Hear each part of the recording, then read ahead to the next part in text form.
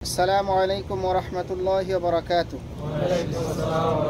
বিসমিল্লাহির রহমানির রহিম। আলহামদুলিল্লাহি রাব্বিল আলামিন ওয়াসসালাতু ওয়াসসালামু আলা রাসূলিহিল কারীম ওয়া আলা আলিহি ওয়া সাহবিহি আজমাইন। قال الله تعالى: قل إن صلاتي ونسكي ومحياي ومماتي لله رب العالمين وقال تعالى فصل لربك وانحر। প্রশংসা আল্লাহর জন্য, শান্তি অবতীর্ণ হোক আমাদের প্রিয় নবীর প্রতি সাল্লাল্লাহু আলাইহি ওয়াসাল্লাম। প্রিয় ভাইরা, আজকে আমরা যে বিষয় আলোচনা করতে যাচ্ছি কিতাবুত তাওহীদের 10ম পর্ব, 10ম অধ্যায়। আজকে আমাদের আলোচনার বিষয়বস্তু দুইটা অধ্যায় আমরা আলোচনা করব, 10 এবং 11। 10 নম্বর অধ্যায় বা পর্ব হচ্ছে বাবু মা জাআ ফি যাবহি লিগাইরিল্লাহ, আল্লাহ ছাড়া অন্য কারো উদ্দেশ্যে জবহ করা প্রসঙ্গে।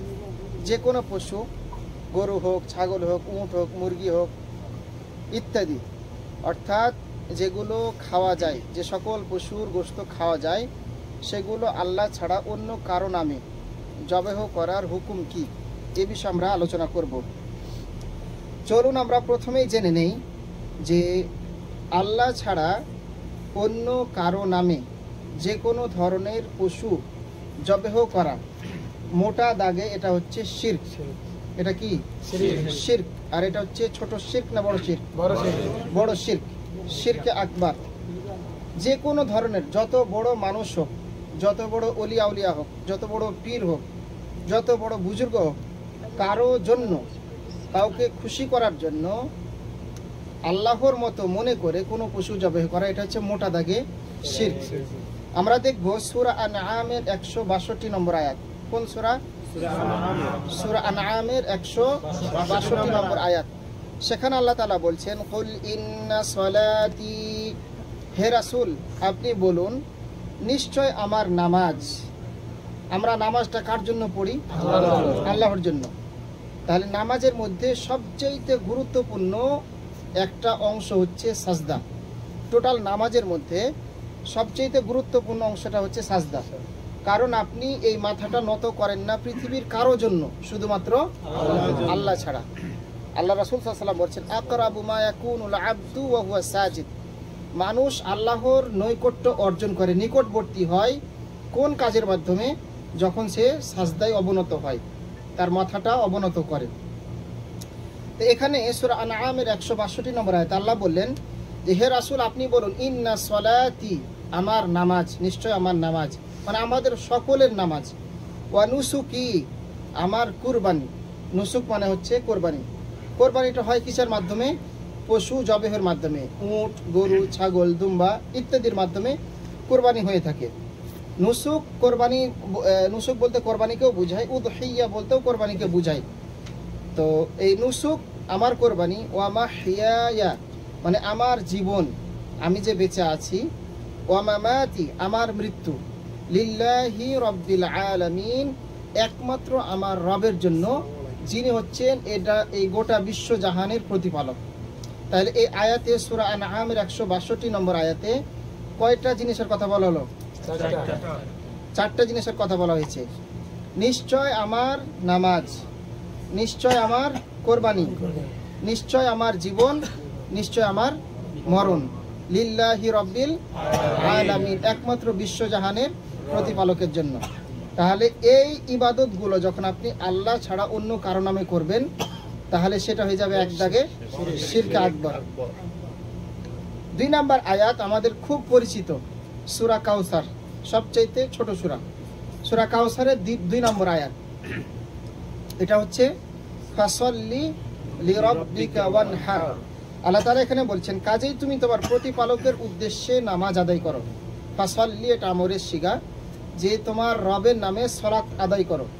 ওয়ানহার এবং কোরবানি করো। নাহার করা মানে হচ্ছে কোরবানি করা। তাহলে এই আয়াতের মাধ্যমে প্রমাণ হলো যে জবেহ, পশু জবেহ শুধু হবে একমাত্র আল্লাহর জন্য। আবার আমরা দেখি রাসূল সাল্লাল্লাহু আলাইহি সাল্লামের হাদিসে, আমরা যখন পশু জবেহ করি, কোন জিনিসটা, কোন দোয়া পাঠ না করলে ওই পশু খাওয়া হারাম? বলেন তো আপনারা। বিসমিল্লাহি আল্লাহু আকবার। আল্লাহ তাআলা বলেন ফাকুলু মিম্মা যুকিরা ইসমুল্লাহ তোমরা খাও আল্লাহর নাম নিয়ে। আমি যখন পশু জবাই করব, ইচ্ছা করে কেউ যদি পশু জবাই করার সময় আল্লাহর নাম না নেয়, তাহলে ওই পশুর মাংস খাওয়া হারাম। যদিও সেটা দেখতে মনে হয় যে তাজা, অথবা কোনো অমুসলিমের হাতে, আপনি জানেন যে এটা কোনো অমুসলিম জবাই করেছে, স্বাভাবিক সে যেহেতু অমুসলিম সে আল্লাহর নাম নিবে না, এটা স্বাভাবিক, সেহেতু ওই পশুটা খাওয়া হারাম। দেখেন হালাল জিনিস আমরা হারাম করি কিভাবে, যদি আমরা সেখানে আল্লাহর নাম না নিই। আপনি যখন পশু শিকার করছেন, তখন আপনি ওই রাইফেলের গুলি মারার সময়, বন্দুক চালানোর সময় আপনাকে বলতে হবে কি বিসমিল্লাহি আল্লাহু আকবার। এরপর যখন সেটা পড়ে যাবে তখন আপনি আবার ওটাকে জবাই করবেন, কারণ সাথে সাথে আপনি সেটা ভক্ষণ করতে পারছেন না বা নিজ হাতে জবাই করতে পারছেন না। উটকে যখন নহর করা হয় তখন আমরা বলে থাকি কি বিসমিল্লাহি আল্লাহু আকবার। তার এই দুই আয়াতের মাধ্যমে আমরা প্রমাণ পেলাম যে আল্লাহ ছাড়া অন্য কারো নামে পশু জবাই করা এটা শিরকে আকবার। এখন আমরা জানবো যে জবাই কত প্রকার হতে পারে। আকসামুদ যাবহ, জবাই 3 প্রকার হয়ে থাকে। কয় প্রকার? 3 প্রকার। আমরা আগামীতে এই পড়াগুলো আপনাদেরকে ধরব। চলুন আমরা জেনে নেই। প্রথমে আমরা জানবো যে 1 নাম্বার জবাই হতে পারে শুধুমাত্র আল্লাহর জন্য। জবাইটা কার জন্য হয়ে থাকে? আল্লাহর জন্য। এটা প্রথম প্রকার, জবাইটা আল্লাহর জন্য হয়ে থাকে। যেমন কিছুদিন পরে হজ হবে, হজে হাজি সাহেবগণ যে পশু জবাই করে তাকে বলা হয় হাদি। তাহলে এই পশুটা কার জন্য হাজি সাহেবগণ জবাই করে থাকে? আল্লাহর জন্য। এটা এক ধরনের হয়ে থাকে। আমরা ঈদে কোরবানি করে থাকি, ঈদুল আজহায়, এটা কার জন্য করে থাকি? আল্লাহর জন্য। এগুলো সব হালাল, জায়েজ। দ্বিতীয়ত, যখন সন্তান জন্মগ্রহণ করে 7 দিনের মাথায় আমরা জবাই করে থাকি, সেটা কি? আকিকা। এগুলো একবারে লিল্লাহি, একেবারে খাস শুধুমাত্র আল্লাহর জন্য আমরা এগুলো জবাই করে থাকি। এই লোকটা বাইরে কথা বলছে, ডাকেন তো, ডিস্টার্ব করতেছে। তাহলে এগুলো যদি আমরা আল্লাহ ব্যতীত অন্য কারো নামে করে থাকি, তাহলে সেটা হয়ে যাবে শিরক। যখন আপনি কোরবানির পশু প্রেরণ করলেন, তখন আপনি নিয়ত করলেন যে আমি আল্লাহর জন্য জবাই করছি, এটা প্রেরণ করলাম, তখন অন্য কোনো উদ্দেশ্য থাকবে না। যদি অন্য কোনো উদ্দেশ্য থাকে তাহলে সেটা হয়ে যাবে শিরক। আপনি আকিকা করলেন, সেটা কেন? যে আল্লাহ রাসূল সাল্লাল্লাহু আলাইহি সাল্লাম আকিকা করতে বলেছে, এটা সুন্নাত, তাহলে সেটা আপনি শুধুমাত্র আল্লাহর জন্য করেন। এরপরে আপনি যখন কোরবানি দিবেন, শুধুমাত্র আল্লাহর জন্য। আল্লাহ কি আপনার কোরবানি গ্রহণ করে থাকেন? কোনো মাংস, কোনো রক্ত নিয়ে যান? কোনোটাই নিয়ে যান না। পুরোটাই আপনি খান, আপনার পরিবার পরিজন নিয়ে খান, কিন্তু আপনার তাকওয়াটা আল্লাহ তাআলা দেখে থাকে। দ্বিতীয় প্রকার আমরা জবহে যেটা দেখব, যে বৈধ জবেহ। আগের জবেহটা ছিল আল্লাহর আদেশ, আল্লাহকে রাজি খুশি করার জন্য আমরা করে থাকি। এবার আমরা দেখব যে এমন কিছু জবেহ রয়েছে যেটা না করলে আপনার কোনো গুনাহ হবে না, কিন্তু জবেহ করলে আপনি করতে পারেন। এটা আপনাকে ইসলাম বৈধতা দিয়েছে। যেমন আপনি বাসায় গরু ছাগল আছে, পারিবারিক এই পুষ্টি চাহিদা মেটানোর জন্য আপনি গরু ছাগল উট দুম্বা মুরগি ইত্যাদি জবাই করলেন, যেটা আমরা দৈনন্দিন খেয়ে থাকি। এটা কি আমরা কোরবানির জন্য করে থাকি? না, করি না। তাহলে এই প্রকার জবাই জায়েজ রয়েছে। অথবা আপনার বাসায় মেহমান এসেছে, আপনি মেহমান আসা উপলক্ষে ছাগলটা বা মুরগিটা জবাই করেছেন। আপনি বিদেশে থাকেন, আম্মা আপনার জন্য একটা দেশি মোরগ পালছে, পালাই তো বলেন আপনারা, হয় নাকি এরকম? আমার ছেলে আসবে, তখন আমি এই মোরগটা জবাই করবো বা হাঁসটা জবাই করবো। তাহলে আপনার জন্য এটা সে এতদিন পালছে, তাহলে কি এটা শিরক হয়ে যাবে? না। মূল উদ্দেশ্য হচ্ছে আপনাকে খাওয়ানো। মেহমান এসেছে, শিক্ষক এসেছে, আত্মীয় স্বজন এসেছে, বাসায় আপনি মুরগি পালেন, হাঁস পালেন, জবাই করেছেন, একটা উপলক্ষ। তাহলে এটা আপনি মেহমানের জন্য উৎসর্গ করলেন না, যে আমি এটা মেহমানের নামে উৎসর্গ করলাম, জবাই করলাম না, এমনটা না। আপনি যখন ওটা জবাই করেছেন, আল্লাহর নাম নিয়েছেন, আল্লাহকে রাজি খুশি করার জন্য, কিন্তু পারিবারিক চাহিদা, মেহমানের মেহমানদারি করার জন্য। আল্লাহ রাসূল সাল্লাল্লাহু আলাইহি সাল্লাম এক সাহাবীর বাসায় গেছেন। সাহাবী তখন জানতে পারলেন যে তার ওয়াইফ বলল যে আল্লাহ রাসূল সাল্লাল্লাহু আলাইহি সাল্লাম এবং কিছু সাহাবী আমাদের বাসায় আজকে মেহমান হয়েছেন। তখন তিনি চলে গেলেন, চলে গিয়ে একটা ছোট্ট বকরি জবাই করলেন। বকরি জবাই করে ওটা রান্না করে রানটা আল্লাহ রাসূল সাল্লাল্লাহু আলাইহি ওয়াসাল্লামের সামনে এসে উপস্থিত করলেন এবং কিছু রুটি বানালেন। আল্লাহ রাসূল সাল্লাল্লাহু আলাইহি ওয়াসাল্লাম গোশত রুটি খেতে খুব পছন্দ করতেন এবং রানের মাংসটা খেতে খুব পছন্দ করতেন। এখন আল্লাহ রাসূল সাল্লাল্লাহু আলাইহি ওয়াসাল্লামের সামনে এই মেহমানদারি করা হলো, তাহলে কি এটা শিরক হয়ে যাবে? না, শিরক হবে। এমনকি আপনি যদি এই জবেহটা রাসূলের নামে করেন তাহলে সেটা শিরক হবে। কথাটা বুঝে দেখেন, রাসূলের নামে করা যাবে না। পৃথিবীতে সবচেয়ে শ্রেষ্ঠ মানুষ কে? আমাদের নবী মুহাম্মদ সাল্লাল্লাহু আলাইহি ওয়াসাল্লাম। তার নামেও করা যাবে না, করতে হবে কার জন্য? আমাদের একটা কথা প্রচলিত আছে, এবার কোরবানিটা কার নামে করবে? কথাটা কি তাই? কথা তাই না। কোরবানি কার পক্ষ থেকে হবে? কোরবানি কার নামে? আল্লাহর নামে। লিল্লাহি, কার জন্য? আল্লাহর জন্য। কুল ইন্না সলাতি ওয়া নুসুকি ওয়া মাহইয়ায়া ওয়া মামাতি লিল্লাহি বললেন না, যে আল্লাহর জন্য।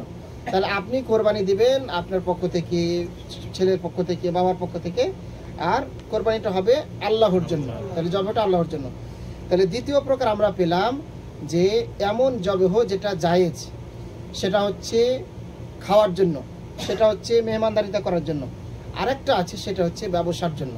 আপনি কসাইয়ের ব্যবসা করেন, গোশত গরু ছাগল জবাই করেন, তাহলে আপনি প্রতিদিন জবাই করে থাকেন, এটা কিসের জন্য? ব্যবসার জন্য। সেটা আপনি করতে পারেন, সেটা শরীয়তে জায়েজ রয়েছে। আরেকটা জবেহ, 3 নম্বর জবেহ, যেটা হচ্ছে শিরক, শিরকে আকবার। সেটা কি?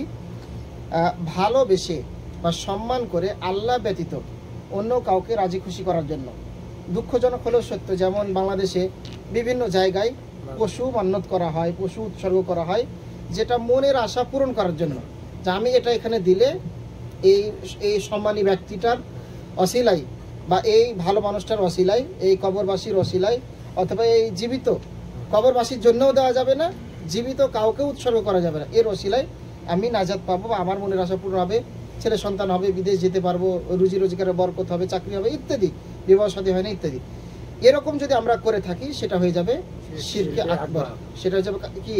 শিরকে আকবার। এমনকি এটা কোনো নেককার মানুষের জন্যও করা যাবে না, এমনকি ক্ষমতাশালী যারা জিন রয়েছে তাদের জন্যও করা যাবে না, আলেম ওলামার নামেও এটা করা যাবে না। যদি করা যেত তাহলে রাসূল সাল্লাল্লাহু আলাইহি সাল্লামের সাহাবীরা, রাসূল সাল্লাল্লাহু আলাইহি সাল্লাম যখন মারা গেলেন তখন কি সাহাবীরা বেঁচে ছিল না? এমনকি একটা আমরা প্রমাণ পাই যে রাসূল সাল্লাল্লাহু আলাইহি সাল্লামের কবরে গিয়ে বা সাহাবীদের কবরে গিয়ে অন্য কোনো সাহাবীরা, যেমন আবু বকর, ওসমান, অন্যান্য সাহাবীদের কবরে গিয়ে এরকম কোনো মনের কামনা বাসনা পূরণ করার জন্য তারা সাহায্য চেয়েছে, চাই নাই। এই জন্য আমরা বলতে পারি যে এটা হয়ে যাবে শিরকে আকবার। এখানে আমরা একটা মাসালা আলোচনা করব। আমরা অনেকেই মনে করে থাকি যে মৃত ব্যক্তির পক্ষ থেকে কোরবানি দেওয়া, মৃত ব্যক্তিদের পক্ষ থেকে কোরবানি দেওয়ার হুকুম কি?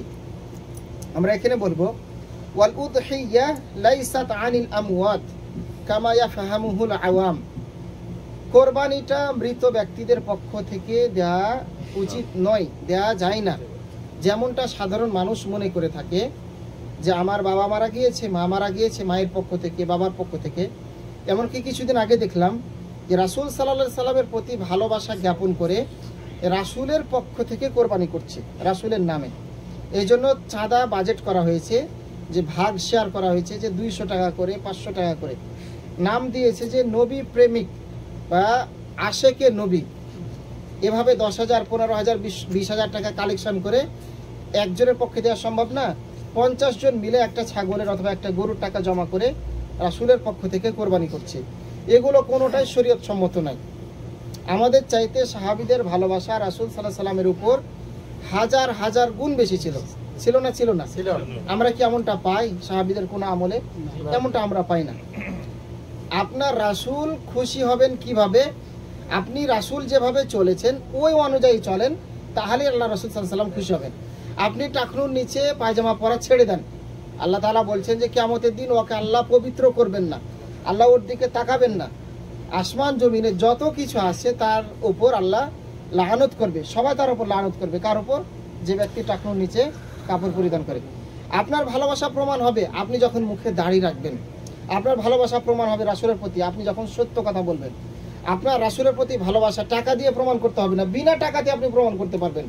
কিরকম? যখন আপনি হাইয়া আলাস সালাহ বলবে 5 ওয়াক্ত নামাজ আপনি মসজিদে গিয়ে পড়বেন। যখন আপনার ভালোবাসা প্রমাণ করবে যখন মুয়াজ্জিন সাহেব আজান দিবে, আপনি কয়দিন উত্তর দিয়েছেন বলেন তো? আজান দেওয়ার পর প্রথম কাজ হলো আপনি কয়দিন পড়েছেন? আপনি কয়দিন পড়েছেন? এরপরে আপনি আজানের দোয়া পড়বেন যে আল্লাহুম্মা রাব্বা হাযিহি দাওয়াতি তাম্মা। আপনার ভালোবাসা কেমন? আপনি 15 বছর 20 বছর থেকে নামাজ পড়ছেন, এখন যদি আমি এখানে বলি যে 10 জনকে দাঁড়ান দরুদ শরীফটা সুন্দর করে বলেন তো, পারবেন কি? পারবেন না। তাহলে আপনি টাকা দিলেই কি ভালোবাসা প্রমাণ হয়? এটা প্রমাণ হয় না। আপনি কেমন প্রেমিক যে আপনি রাসূল সাল্লাল্লাহু আলাইহি ওয়াসাল্লামের উপর দরুদ পড়তে জানেন না, আল্লাহুম্মা সাল্লি আলা মুহাম্মদ আল্লাহুম্মা বারিক আলা মুহাম্মদ, এটা আপনি পড়তে জানেন না, তাহলে আপনার ভালোবাসা কিভাবে প্রমাণ হয়? কই, আপনি তো ভালোবাসা প্রমাণ করেন না। না, আপনি মিথ্যাবাদী, মিথ্যুক। আপনি আল্লাহ রাসূল সাল্লাল্লাহু আলাইহি ওয়াসাল্লামের সাথে মিথ্যা ভালোবাসা প্রমাণ করেন। তাহলে আমরা যেটা বলছিলাম যে মৃত ব্যক্তিদের পক্ষ থেকে কোরবানি দেওয়া জায়েজ নয় বা এটা ঠিক না। হ্যাঁ, জীবিতদের পক্ষ থেকে দিতে পারেন, বাবা বেঁচে আছে পক্ষ থেকে, জীবিতদের জন্য না। আচ্ছা, আপনি যখন কোরবানি করলেন এটা একটা নেক কাজ করলেন না? তাহলে আপনার মা বাবা কি আপনার কবর থেকে সব পাবে না? পাবে না? পাবে না? আপনি নিয়ত করেন আর নাই করেন, আপনার মা বাবা কিন্তু ঠিকই সওয়াব পেয়ে যাবে। তবে হ্যাঁ, আপনার মা বাবা যদি ওসিয়ত করে যায় যে বাবা আমার জন্য একটা, আমার পক্ষ থেকে একটা কোরবানি করিও, তাহলে ওসিয়ত পূর্ণ করতে হবে। এখানে খেয়াল রাখবেন, মৃতদের পক্ষ থেকে কোরবানি দেওয়া ঠিক নয়। তারা সওয়াব পাবে, কিন্তু তারা যদি ওসিয়ত করে যায় যে বাবা আমার পক্ষ থেকে, আমি তো বেঁচে থাকলে থাকলাম, নাহলে আমার পক্ষ থেকে তুমি কোরবানি করিও, হ্যাঁ, তাহলে আপনি কোরবানি করতে পারেন। এরপর আমরা যেটা জানবো, একটা হাদিস এখানে উল্লেখ করব, খুবই ভয়ঙ্কর হাদিস, খুবই ভয়ঙ্কর এবং খুব শিক্ষাপ্রদ হাদিস। চলুন আমরা দেখে নিই। আল্লাহ রাসূল সাল্লাল্লাহু আলাইহি সাল্লাম বলছেন, আন আলী ইবনে আবি তালিব, আলী ইবনে আবি তালিব বলছেন যে হাদাসানি বিকালিমাতিন, আল্লাহ রাসূল সাল্লাল্লাহু আলাইহি সাল্লাম আমাকে 4টি শিক্ষা দিয়েছেন। কয়টি শিক্ষা? 4টি। আগামী সপ্তাহে ধরবো যে আল্লাহ রাসূল সাল্লাল্লাহু আলাইহি সাল্লাম তার জামাইকে, তার চাচাতো ভাইকে, তার খলিফাকে কয়টা পরিচয়? 3টা পরিচয় বললাম। তার জামাই, ছোট জামাই, তার চাচাতো ভাই আলী ইবনে আবি তালিব, আবু তালিব তার চাচা ছিল না? জি। তার আরেকটা কি পরিচয় বললাম? যে তার খলিফা। এই অল্প কয়টা পরিচয় জেনে থাকেন। তার এই 3টা এত স্নেহভাজন লোককে বলছেন যে আল্লাহ রাসূল সাল্লাল্লাহু আলাইহি সাল্লাম বলছেন, আলী বলছেন যে হাদাসানি বিকালিমাতিন আরবা, আল্লাহ রাসূল সাল্লাল্লাহু আলাইহি সাল্লাম আমাকে 4টা জিনিস বলে গিয়েছেন। কয়টা জিনিস? 4টা জিনিস বলে গিয়েছেন। জসিম ভাই খেয়াল রাখেন, আগামী সপ্তাহে ধরবো কিন্তু ইনশাআল্লাহ। আচ্ছা, 1 নম্বর হচ্ছে লাআনাল্লাহু মান লাআনা ওয়ালিদাহু, আল্লাহ তাআলা ওই ব্যক্তিকে লানত করে যে তার বাবাকে লানত করে। আল্লাহ তাআলা ওই ব্যক্তির প্রতি রাগান্বিত হন যে তার বাপের প্রতি রাগান্বিত হয়। আল্লাহ তাআলা ওই ব্যক্তিকে লানত করে যে তার বাবাকে লানত করে। আচ্ছা, সাহাবীগণ জিজ্ঞেস করলেন, অন্য হাদিসের বাক্য আসছে, ইয়া রাসূলুল্লাহ, কেউ কি তার বাবাকে, জন্মদাতা পিতাকে গালিগালাজ করে? তখনকার মানুষ ভালো ছিল তো, এই জন্য এটা তখন আশ্চর্য মনে হয়েছে। আজকালকার দিনে এটা কি কোনো ব্যাপার?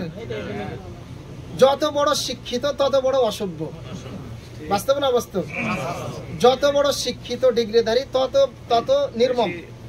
বাবাকে বাসায় ফেলে যাচ্ছে, যুক্তরাষ্ট্র, কানাডা, বিভিন্ন জায়গায় চাকরি বাকরি করছে, বাবা আছে, বাবা প্রফেসর, বাবা বৃদ্ধাশ্রমে আছে, বড় বড় চাকরি ডিগ্রিধারী। আচ্ছা, সাহাবীগণ জিজ্ঞেস করলেন, ইয়া রাসূলুল্লাহ, বাবা মাকে কিভাবে গালি দেয়? এটা কি সম্ভব নাকি? যেখানে আল্লাহ রাসূল সাল্লাল্লাহু আলাইহি সাল্লাম বলছেন যে বাবা মার সন্তুষ্টিতে আল্লাহর সন্তুষ্টি, মানে তোমার বাবা মা যদি খুশি থাকে তাহলে তুমি জান্নাতে যেতে পারবা, আর বাবা মা যদি অখুশি থাকে তাহলে তোমার জান্নাতে যাওয়া ইম্পসিবল, সম্ভব না।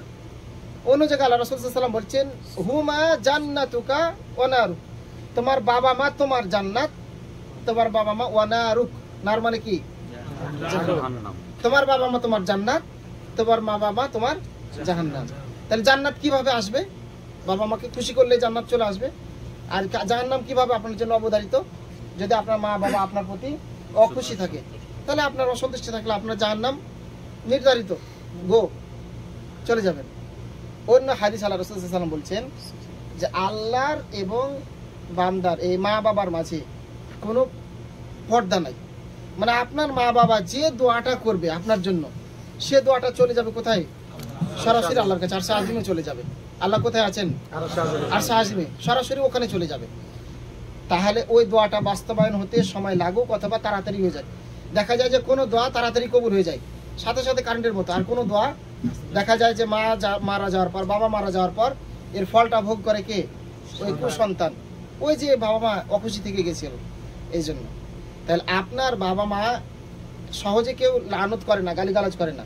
কিভাবে গালিগালাজ করে? আপনার মা বাবাকে নিয়ে যখন আমি কথা বললাম, আমার মা বাবাকে নিয়ে যখন আপনি কথা বললেন, এর মাধ্যমে কি প্রমাণ হলো? যে আপনি আপনার বাবা মাকে গালি দিলেন। আমি আমার মা বাবাকে গালি দেই নাই, কিন্তু আপনার মা বাবাকে আমি গালি দিয়েছি। তাহলে আপনার মা বাবাকে গালি দেওয়ার অর্থই হলো আমি আমার মা বাবাকে গালি দিলাম। যখন আপনি অন্যের মা বাবাকে নিয়ে কথা বলবেন, গালি দিবেন, কটূক্তি করবেন, তখন মনে রাখবেন যে না, এটা ফিরে আসছে কোন দিকে?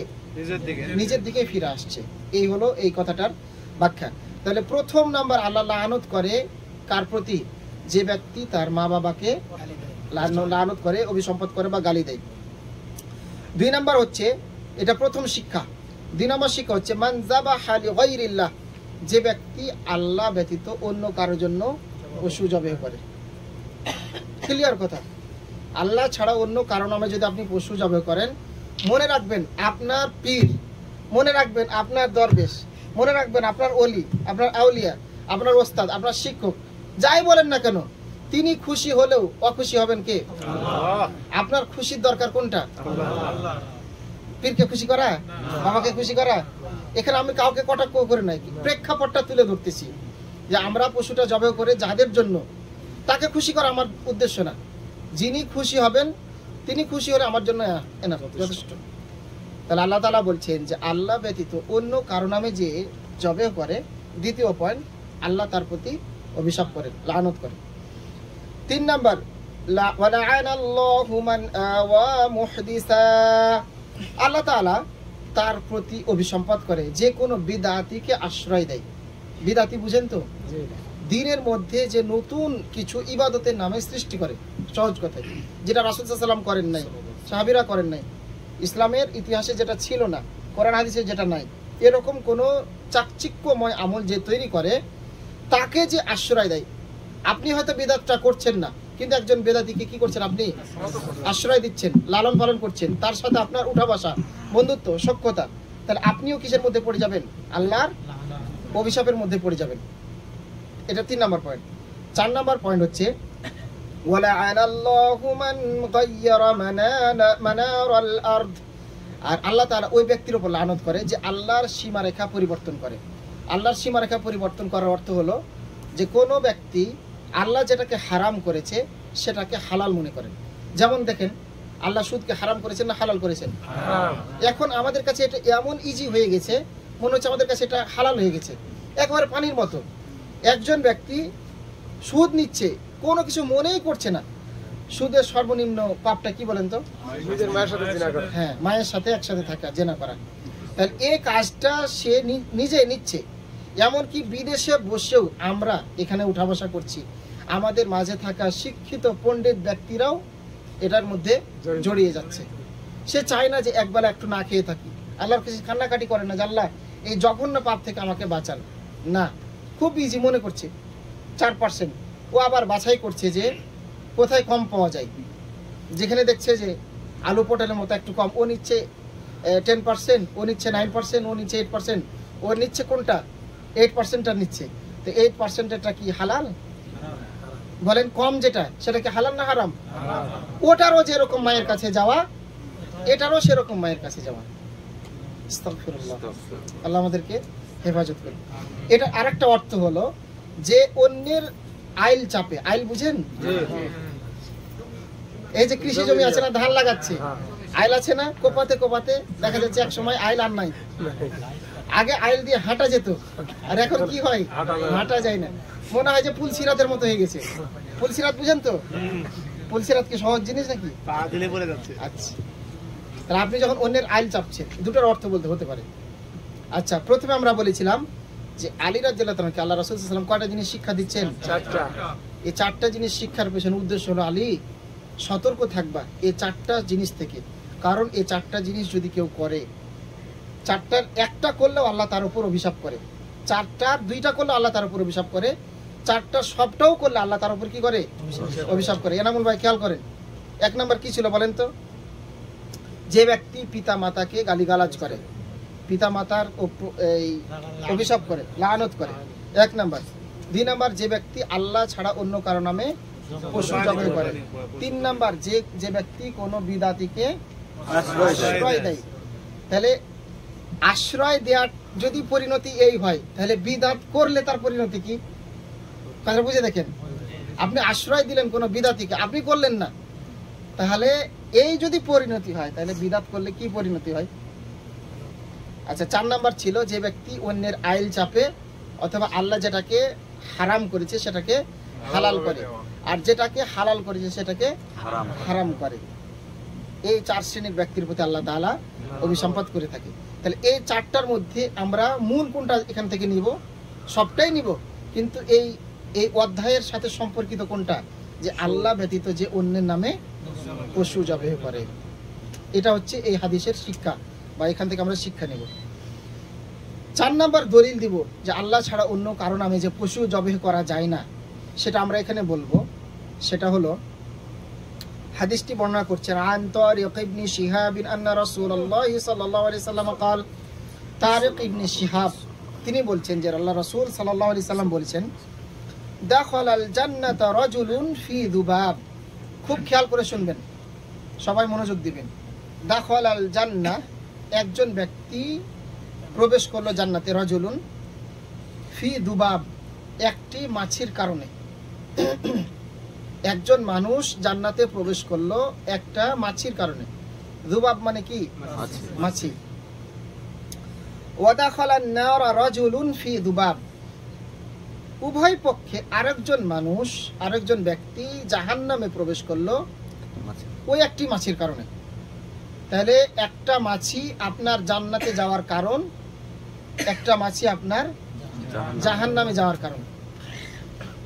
একজন ব্যক্তিকে ওই একই মাছি জান্নাতে নিয়েছে, আবার ওই একটা মাছি আরেকজনকে জাহান্নামে নিয়েছে। মাছি জাহান্নামে জান্নাতে নেয় নাই, কিন্তু জাহান্নামে জান্নাতে যাওয়ার কারণ হয়ে দাঁড়িয়েছে। কি হয়েছে? এখান থেকে আপনি বুঝেন যে পশু কোরবানি করার মাধ্যমে আপনি জান্নাতে যেতে পারেন, আবার পশু কোরবানি করার মাধ্যমে আপনি জাহান্নামে যেতে পারেন। এনামুল ভাই, বুঝতে পারছেন বিষয়টা? মাছি কি খুব বড় জিনিস নাকি তুচ্ছ জিনিস? এই তুচ্ছ জিনিস দিয়ে আল্লাহ রাসূল সাল্লাল্লাহু আলাইহি ওয়াসাল্লাম উদাহরণ দিচ্ছেন। গরু, উট, খাসি, ছাগল, এগুলো না, তুচ্ছ জিনিস। চলেন সামনে চলি আমরা। এখন ভাবছেন যে কিভাবে এই একটা মাছি জান্নাতে জাহান্নামে যাওয়ার কারণ হয়। দেখেন হাদিসে কি বলছে আল্লাহ রাসূল সাল্লাল্লাহু আলাইহি ওয়াসাল্লাম, ক্বালু ওয়া কাইফা যালিকা ইয়া রাসূলুল্লাহ। আপনারা এখন ভাবছেন না যে কিভাবে? সাহাবীরা তখন আল্লাহ রাসূলকে সাল্লাল্লাহু আলাইহি ওয়াসাল্লামকে বলছেন, কিভাবে সম্ভব ইয়া রাসূলুল্লাহ? সেটা কিভাবে যে তাকে জাহান্নামে নিচ্ছে, জান্নাতে নিচ্ছে, একটা মাছির কারণে জান্নাতে জাহান্নামে যাচ্ছে, সেটা কিভাবে? ক্বালা, এখন আল্লাহ রাসূল সাল্লাল্লাহু আলাইহি ওয়াসাল্লাম বলছেন, মাররা রাজুলানি আলা কওমিন লাহুম সানাম। 2 জন ব্যক্তি এমন এক সম্প্রদায়ের মাঝ দিয়ে যাচ্ছেন, এমন এক এলাকার মাঝ দিয়ে যাচ্ছেন যেখানে একটি মূর্তি স্থাপন করা ছিল। এমন রাস্তা দিয়ে যাচ্ছে যেখানে একটা মূর্তি স্থাপন করা আছে, মূর্তি দাঁড় করানো আছে। লা ইউজাউযুহু আহাদুন হাত্তা ইউকাররিবা লাহু শাইআ। ওই মূর্তির সামনে দিয়ে, এখান দিয়ে যেতে হলে তাকে কিছু না কিছু মান্যত করতে হবে, তাকে কিছু না কিছু দিতে হবে ওই মূর্তিকে খুশি করার জন্য, আল্লাহকে খুশি করার জন্য না। আপনার যাতায়াত, আপনার গমন, আপনার ভ্রমণ যাতে শুভ হয়, এজন্য আপনাকে ওই মূর্তির কাছে কিছু দিতে হবে, টাকা হোক, পয়সা হোক, কোনো কিছু হোক। বাংলাদেশে এরকম আছে না, বিভিন্ন ধরনের মাজার আছে না, খবর আছে না, পরে দিয়ে এরকম করে না। অনেক ড্রাইভারকে দেখবেন, মানে তার এই সফরটা যাতে কি হয়, রাজশাহী থেকে বের হতে কিন্তু আছে একটা, ওই কি বলে, রাজশাহী থেকে বের ওই জায়গাটার নাম কি, কায়সাডাঙ্গা না, আর একটু পরে, হ্যাঁ রাজশাহী না, ওটার নাম ভুলে গেলাম। মনে একটা থানা আছে যে একটা বাস ধাক্কা খেয়ে অ্যাক্সিডেন্ট হয়েছিল থানার সামনে। আচ্ছা যাক, মনে পড়ছে না। এরকম বিভিন্ন জায়গাতে আছে। চলেন কি বলছে আল্লাহ রাসূল সাল্লাল্লাহু আলাইহি ওয়াসাল্লাম, ফাকালু লিআহাদিহিমা। 2 জন ব্যক্তি যাচ্ছিল ওই মূর্তিটার সামনে দিয়ে। তখন ওখানে যারা ছিল ওটা দেখভাল করার দায়িত্বে, ওরা বলছেন যে খাররিব, কিছু এখানে দিয়ে যাও, সামনে যেতে হলে এখানে কি করতে হবে, কিছু দিয়ে যেতে হবে। ক্বালা লাইসা ইনদি শাইইন উকাররিব, আমার কাছে কিছুই নেই যে আমি তাকে কিছু দিয়ে যাব, ওই মূর্তিকে কিছু দিয়ে যাব, এরকম আমার কাছে কিছুই নেই।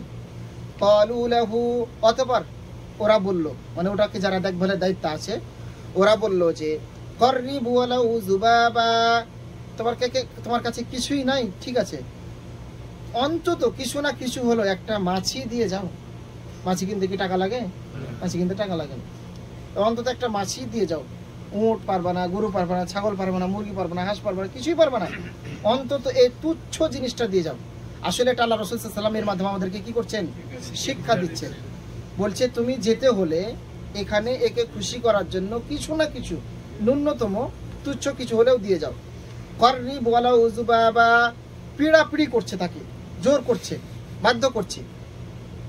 এমত অবস্থায় ফাকাররাবা যুবাবা ফাখাল্লু সাবিলাহু, এমত অবস্থায় ওই ব্যক্তি ওই পিড়াপিড়িতে বাধ্য হয়ে নিরুপায় ওই একটা মাছি তাকে দিল।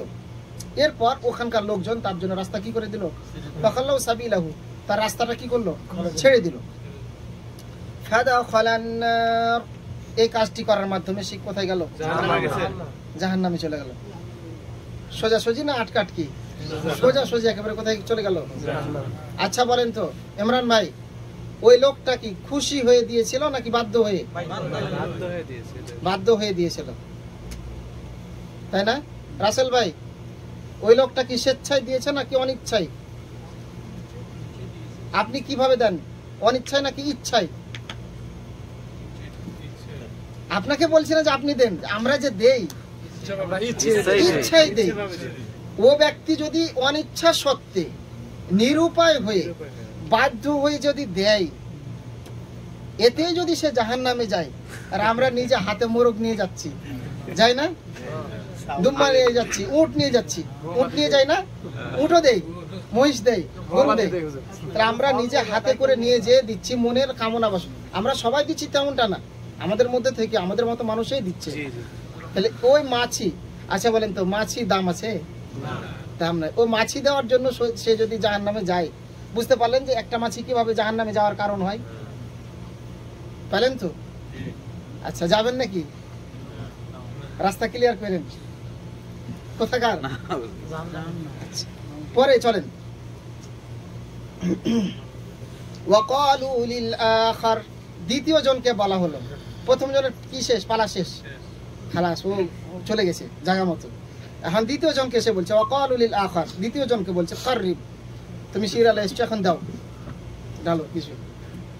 আচ্ছা ক্বালা, এখন ওই আগের মতোই বলছে, মা কুনতু লিউকাররিবা লিআহাদিন শাইআ দুনাল্লাহি আযজা ওয়া জাল, একটু শক্ত আছে, রিমা একটু মজবুত আছে। বলছে মা কুনতু লিউকাররিব, আমার কাছে দান করার মতো কিছুই নাই। একেও আগের মতো পিড়াপিড়ি করা হলো যে ও তো আগে মাছি দিয়ে গেছে, ওর কাছে তো কিছু ছিল না, তুমি অন্তত মাছি দিয়ে যাও, কিছু না কিছু দিয়ে যাও। তখন তিনি ওই লোকটি বলল যে কি বলছেন দেখেন, মা কুনতু লিউকাররিবা লিআহাদিন শাইআন দুনাল্লাহি আযজা ওয়া জাল, আমি একমাত্র মহিমান্বিত আল্লাহ ছাড়া অন্য কারো উদ্দেশ্যে কোনো কিছু দান করি না। এখানে আমরা এটা অর্থ নিব না যে খালি টাকা পয়সা, গরু ছাগল দান করি না, টাকা পয়সাও, পাগলা মসজিদ আছে না, সব রকমই পাওয়া যায়, টাকা পাওয়া যায়, রিয়াল পাওয়া যায়, ডলার পাওয়া যায়, ইউরো পাওয়া যায়, সব পাওয়া যায়, একবারে বাক্স ভর্তি। এখন আপনি যদি মনের কামনা বাসন পূরণ করার জন্য ওখানে যান পাগলার কাছে, খবরদার। আচ্ছা দেখেন এখন ওই লোকটি কি বললো, শক্ত অবস্থানে দাঁড়ালো, আমি আল্লাহ ছাড়া অন্য কারো নামে এক পয়সাও দিতে রাজি নেই, মানে শক্ত অবস্থানে, তুমি আমার যা করবা করো, সমস্যা নেই। এখন কি করলো দেখেন, ফাদারাবু, দারাবা মানে কি জাহিদ ভাই, দারব মানে কি মারা, মায়, আর উনুক মানে কি, উনুক মানে হচ্ছে ঘাড়। ফাদারাবু উনুকাহু, যখন সে দিতে রাজি না হলো, ওকে কি আদর করবে নাকি? একবারে কোপাই দিল। ফাদারাবু উনুকাহু, এরপর ওর ঘাড়ে কোপ দিল। কোপ দেওয়ার অর্থ কি? মারা গেল, ওই লোকটা মারা গেল। ফাদাখালাল জান্নাহ, এরপর কি হলো? দাখালা মানে কি? দাখালা মানে প্রবেশ করা, আর জান্নাত মানে জান্নাত। এরপর ওর মৃত্যুর মাধ্যমে তার জান্নাতটা কি হয়ে গেল? নিশ্চিত হয়ে গেল। হয়তো মনে হচ্ছে আমাদের দৃষ্টিতে যে মরে যাব, না, এই মৃত্যুর মাধ্যমে। আচ্ছা বলেন তো, আমাদের কি এখন এরকম জুলুম নির্যাতন আছে আজকের যুগে? না, নাই। তারপর আমরা কেন যাই? এই হাদিস শিখে দেখেন। শিক্ষা কি? যে একটা মাছি, তুচ্ছ জিনিস, আল্লাহ রাসূল সাল্লাল্লাহু আলাইহি ওয়াসাল্লাম উদাহরণ দিলেন, এই তুচ্ছ জিনিসের মাধ্যমে আপনি জান্নাতে যাওয়ার কারণ হতে পারে আপনার, আর এটাই আপনার জাহান্নামে যাওয়ার কারণ হয়ে যেতে পারে। এই হাদিস থেকে আজকে আমরা আলোচনা থেকে যেটা শিক্ষা গ্রহণ করলাম, যে আমরা পশু মান্যত করলে খবরদার কোনো মানুষের জন্য যেন আমরা কোনো পশু মান্যত না করি। কোনো মানুষ না, আল্লাহ ছাড়া অন্য কারো নামে কাউকে খুশি করার জন্য আমরা কোনো মান্যত না করি। আমরা আলোচনা এখানে শেষ করছি। আমরা এখানে এই অধ্যায় থেকে কি শিখলাম? দুইটা অধ্যায় আলোচনা করার ইচ্ছে ছিল, আমরা এখানে সংক্ষেপ করছি। আমরা আলোচনা যারা পরে এসছেন, আমরা তাদের জন্য আলোচনাটা আবার রিপিট করছি। এই মাছির হাদিসটা এসছে সহিহ হাদিসের মধ্যে, আহমদ, মুসনাদে আহমদ একটা হাদিস গ্রন্থ। কি হাদিস গ্রন্থের নাম কি? মুসনাদে আহমদ হাদিস গ্রন্থের মধ্যে আসছে। আমরা এই হাদিস থেকে এটা শিক্ষা গ্রহণ করব। আমরা আল্লাহ তাআলার কাছে দোয়া করছি, আল্লাহ তাআলা যেন আমাদেরকে এই সমস্ত শিরকি কর্মকাণ্ড থেকে আল্লাহ তাআলা আমাদেরকে হেফাজত করেন। সাল্লাল্লাহু আলাইহি ওয়াসাল্লাম আলা নবিয়িনা মুহাম্মদ ওয়া আলা আলিহি ওয়া সাহবিহি আজমাইন। আসসালামু আলাইকুম ওয়া রাহমাতুল্লাহি ওয়া বারাকাতুহু।